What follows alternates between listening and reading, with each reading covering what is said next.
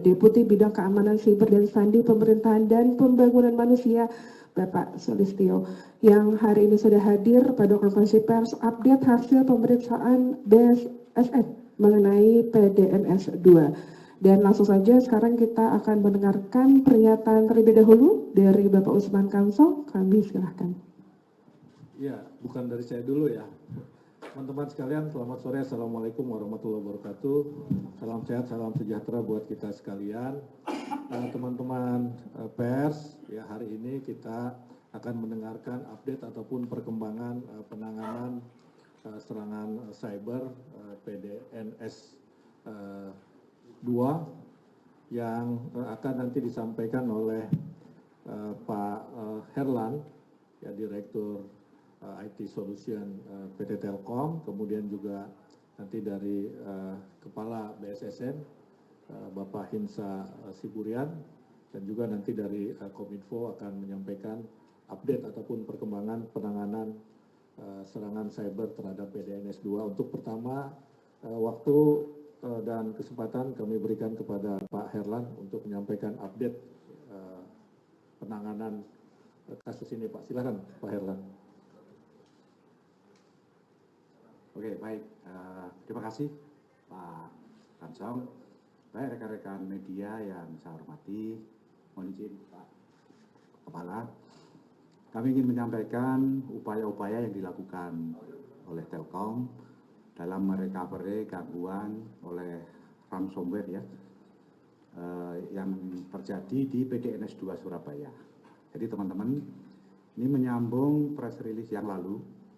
Jadi sebetulnya kita punya ekosistem itu ada PDNS 1 yang di Serpong, kemudian ada PDNS 2 yang di Surabaya, dan ada cold storage di Batam, gitu ya.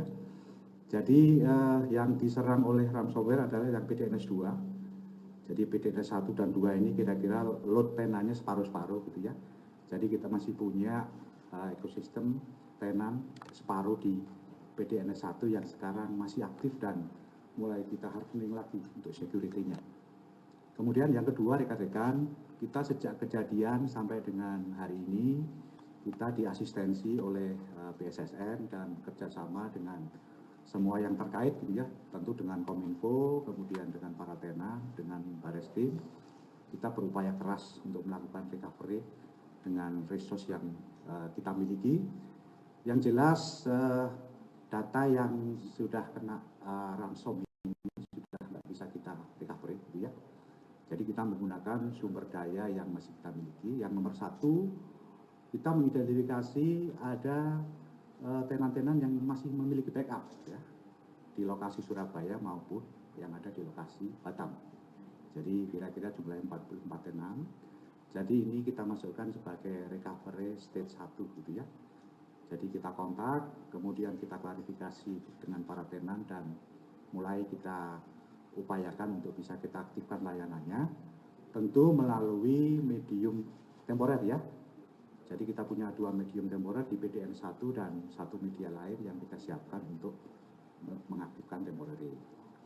Kemudian kita juga sudah mengkontak seluruh tenan yang terdampak di PDNS 2. Jadi kita kontak satu persatu kerjasama dengan tim Kominfo untuk memastikan apakah tenan ini memiliki backup di lokal atau tidak gitu ya, termasuk situasi layanannya. Dan ini kita sudah lakukan semua. Hasilnya ada beberapa tenan memiliki backup, ada beberapa tidak, ada beberapa layanan tidak aktif, dan ada beberapa yang belum bisa diverifikasi ya, dari sejumlah itu. Nah nanti stage kedua rekan-rekan, kalau memang ini nggak ada backup, kita akan merebuild ulang ya. Kita siapkan environment yang baru sebagai pengganti PDNS 2 yang sudah kita kunci. Kita setup ulang, kita hardening, kita implementasikan semua aspek security. Banyak yang dapat asistensi dari BSSN ya, melalui prosedur yang membuat ini lebih aman, baru nanti kita akan rebuild di environment yang baru. Jadi secara umum demikian rekan-rekan yang sedang kita lakukan. Untuk selanjutnya barangkali akan ditambahkan atau dilengkapi oleh Bapak Kepala BSSN. Terima kasih Pak Herlan. Untuk selanjutnya kami persilahkan Pak Kepala BSSN, Pak Hinsa Siburan untuk menyampaikan update ya perkembangan penanganan down ataupun serangan cyber di PDSN 2 dari sisi security-nya. Silakan Pak.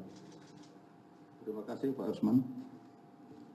Rekan-rekan media yang saya hormati, tadi sudah kita dengarkan penjelasan dari Telkom dalam hal ini apa langkah-langkah yang dilakukan bersama-sama dengan Keminfo. Tentu kami dari sisi BSSN melihat proses dan bagaimana dari sisi keamanannya.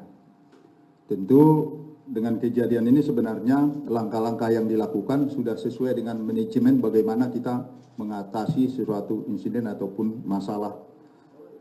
Ada beberapa langkah yang sudah dilakukan, kita sudah melakukan identifikasi dan analisis ruang sistem lingkup yang terdampak. Seperti yang dijelaskan tadi, yang terdampak ini adalah yang di Surabaya, PDNS 2. Dan Batam sebagai call site backup, dan yang di Serpong, PDNS 1, hasil pengecekan kita sampai saat ini aman.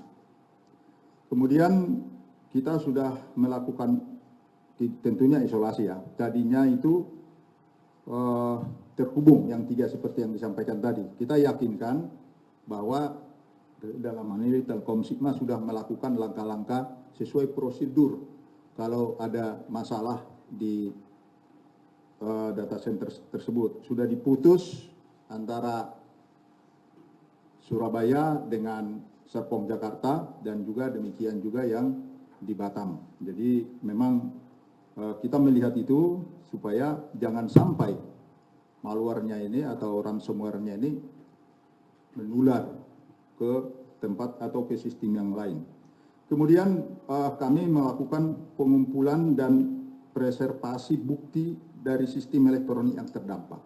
Kemarin kita sudah sampaikan bahwa terenkripsi data, tapi syukur masih ada upaya dari tim forensik untuk bisa mendapatkan yang menjadi bahan nanti untuk diteliti, untuk bisa mengungkap kira-kira gambarannya bagaimana proses terjadinya serangan ini.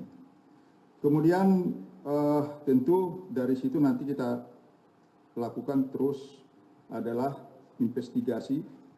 Ini akan kerjasama tentunya dengan Polri ya, untuk bisa memastikan bagaimana prosesnya, dan nanti akan bisa kita lihat hasil forensik ini dengan teman-teman dari Kepolisian Republik Indonesia untuk bisa ditindaklanjuti. Kemudian langkah berikutnya yang dilakukan biasanya adalah melakukan penguatan sistem terhadap data maupun katakanlah PDNS 1 yang ada di Serpong dan di Batam itu kita memperkuat. Ini kan ada kejadian, tentu BSSN sebagai katakanlah mengantisipasi jangan sampai terjadi di Surabaya tiba-tiba terjadi lagi di tempat lain seperti misalnya di Serpong. Ini sudah kita lakukan penguatan dan tim dari BSSN kita on-site di sana untuk meyakinkan bahwa di tempat Batam maupun di Serpong itu tidak terjadi. Ini salah satu upaya kita. Tentu proses pemulihan data sedang dilakukan oleh Keminfo dan Telkom yang sudah disampaikan oleh beliau. Kira-kira demikian Ibu Bapak yang bisa kami sampaikan perkembangannya, dan tentunya sekali lagi saya juga mengikuti di media ya. Banyak pakar-pakar yang sudah menyampaikan, saya rasa itu sangat membantu juga sekaligus meliterasi masyarakat. Memang kaitannya dengan ruang siber ini kan adaptasi manusia terhadap ruang siber ini terutama di Indonesia ini kan hitungannya baru puluhan tahun ya. Adaptasi terhadap dunia nyata, darat dan udara ini kita sudah ribuan tahun, sejak nenek moyang kita. Jadi memang literasi perlu kita perkuat dari semua sisi, dari semua siapa saja yang bisa, dan saya sekali lagi kita berterima kasih kepada pakar-pakar saya mengikuti di TV, mereka sudah banyak sekali memberikan pemahaman tentang apa ini serangan ransomware itu. Demikian Bapak Ibu, terima kasih. Kembalikan ke Pak Usman. Terima kasih Pak Hitsa. Kalau boleh saya menambahkan beberapa hal yang tadi sudah disampaikan oleh Pak Herlan, bahwa kita mengutamakan pemulihan tenan-tenan atau KL yang memiliki backup data. Ya, Pak, jumlahnya 44. Kemudian yang kedua, kita prioritaskan juga pemulihan pelayanan publik. Ya, pelayanan publik. Dan hari ini sudah ada 5 tenan yang pulih. Yang pertama adalah imigrasi, Kementerian Hukum dan HAM, kemudian LKPP, itu layanan sikap, kemudian Kementerian Koordinator Marves, layanan perizinan event, Kota Kediri, ASN Digital, dan Kemenak Sihalal. Kita berharap setiap hari bertambah tenan-tenan ataupun KL yang pulih, ya, sehingga kita berharap ya akhir bulan ini ya paling tidak 18-an begitu bisa recovery. Ya, kira-kira seperti itu yang bisa kami sampaikan. Kawan-kawan sekalian, tentu kami Kominfo, Telkom, kemudian BSSN dan instansi terkait terus berupaya melakukan pemulihan secara baik, ya, secara cepat, ya, agar pelayanan publik dan juga akses publik kepada KL tidak terganggu terlalu lama. Saya akhiri, ya, mungkin ada pertanyaan dari teman-teman. Ya, dua aja ya. Itu banyak banget. Terima kasih. Ya. Saya Hilmi dari Jawa Pos. Saya Hilmi dari Jawa Pos, Pak. Tanyanya ada 2 untuk transparansi ke publik ini, Pak. Tadi sudah ada 5 layanan publik yang sudah kembali normal. Yang saya tanyakan apa yang belum normal gitu, Pak, biar masyarakat bisa antisipasi gitu, Pak. Tadi kan ada 44 ternyata tenan yang di PDNS 2 gitu, Pak. Jadi yang masih, apalagi tenan yang belum punya backup itu apa saja gitu, Pak. Itu yang pertama. Terus yang kedua, apakah ada indikasi human error, Pak, sehingga ransomware ini masuk ke sistem PDNS 2? Terima kasih. Ya, Pak Herlan barangkali bisa menjawab, Pak. Ya. Baik, terima kasih. Pertanyaannya ada teman dari Jawa Pos ya. Yang nomor 1, kita sedang menstratifikasi. Tadi disebutkan Pak Usman ada 5 yang aktif ya. Sebagian memang mereka punya backup sendiri di premises mereka seperti imigrasi, masih punya backup di lokasi, dan yang 4 sisanya lagi. Kemudian apa-apa yang belum aktif gitu ya, dari 44 yang jelas sedang kita stratifikasi. Tapi pesan dari Bapak Menteri bahwa dahulukan layanan-layanan publik, itu nanti yang menjadi prioritas untuk diaktifkan gitu ya. Kemudian pertanyaan yang kedua, bisa diulang Mas? Apakah ada human error gitu, Pak? Nah, ini masih merupakan bagian dari audit forensik yang dilakukan oleh BSSN. Nanti pada saatnya pasti bisa kita temukan, tapi yang jelas sudah pasti ini ransomware ya. Ransomware yang memang dari tahun ke tahun attack-nya semakin meningkat. Demikian, terima kasih Mas. Jadi tidak bisa dijelaskan ini, Pak, layanan atau pajak atau keuangan atau apa gitu, Pak, yang masih belum. Ya, tadi angkanya lah kita sebutkan ya. Jadi ada dari kementerian dan lembaga di pusat, kemudian ada pemerintah daerah, provinsi, kota, kabupaten. Tadi yang ini nomor 2 dulu ya. Oke, silakan. Selamat sore Pak, saya dari Detik mau nanya Pak. Kemarin kan sempat di siaran persnya bilang kalau Windows Defender-nya sempat tidak aktif ya Pak.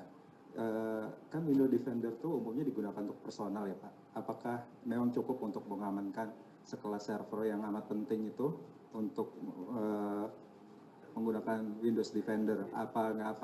Apakah ada penggunaan sistem yang lain untuk keamanannya? Kemudian yang kedua, dengan menggunakan Windows Defender itu kan artinya Pusat Data Nasional ini memakai Windows ya Pak. Banyak orang yang menilai bahwa Windows itu tidak aman untuk sebuah server gitu, lebih aman untuk Linux. Nah, tanggapan Bapak sendiri seperti apa? Terima kasih.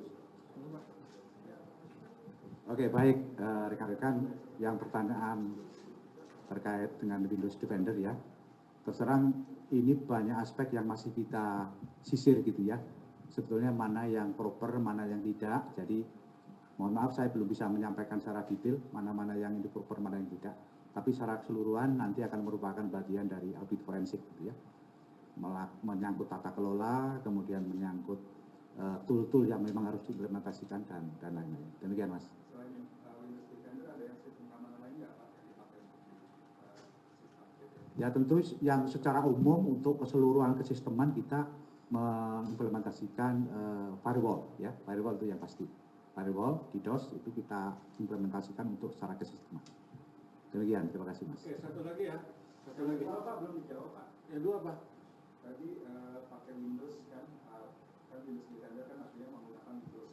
Banyak orang yang menilai Windows itu nggak aman untuk server, lebih aman. Ya itu kan yang lagi diinvestigasi kan. Tanggapannya ini Pak, kenapa pakai Windows, kenapa nggak pakai Linux? Itu lagi diinvestigasi lah kita lihat nanti ya. Saya kira itu. Nanti itu bagian dari ini. Ya satu lagi.